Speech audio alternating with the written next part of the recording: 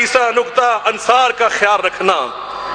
کیا حکمران ہے, کہا دیہات میں بسنے والے میری رعایا کا خیال رکھنا. فرمایا میرے ملک میں جتنی بیوہ میری بہنیں, خاص طور پہ عراق کا علاقہ دور ہے, وہاں جو بیوہ ہماری بہنیں ان کا خیال رکھنا. اللہ پاک ہمیں اس نہج پہ چلنے کی توفیق عطا کرے. اس طرح کی وصیتیں فرمائیں. ایک نوجوان آیا, چلنے لگا, اس کو بلایا, اس کے لباس کے بارے میں اس کو نصیحت فرمائی. اسی انداز میں اللہ کی کبریائی کا اعلان کرتے ہوئے رخصت ہوئے. جنازے کی تیاری ہو رہی تھی. عبداللہ بن عباس رضی اللہ عنہما فرماتے میں ابھی کھڑا تھا, اچانک کوئی بندہ آیا, اس نے آ کر میرے کندھے پر اپنا بازو رکھ کر وزن ڈالا اور روتے ہوئے کہا ترحم علی عمر, اے اللہ عمر پہ رحمت نازل فرما, اے اللہ اس عمر پہ رحمت نازل فرما. اور آگے کہتے ہیں وہ بات کرتے چلے گئے, میں نے پڑھ کے دیکھا فائزہ ہوا علی, وہ جناب حضرت علی کھڑے تھے. حضرت علی کھڑے تھے کہ قرآن نے فرمایا تھا محمد الرسول اللہ والذین معه اشداء علی الکفار رحماء بینہم اشداء علی الکفار رحماء بینہم تراہم رکعا سجدا یبتغون فضلا من اللہ ورضوانا سیماہم فی وجوہہم من اثر السجود.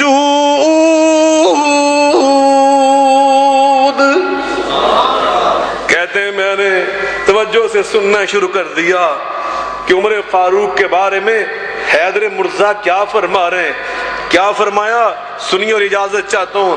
کہا اے عمر مجھے یقین تھا, مجھے انی کنت لعظن, مجھے یقین تھا کہ ایجلک اللہ ما صاحبیک, کہ اللہ تجھے قبر کے لحاظ سے بھی نبی اور صدیق کا ساتھی ضرور بنائے گا. کیوں؟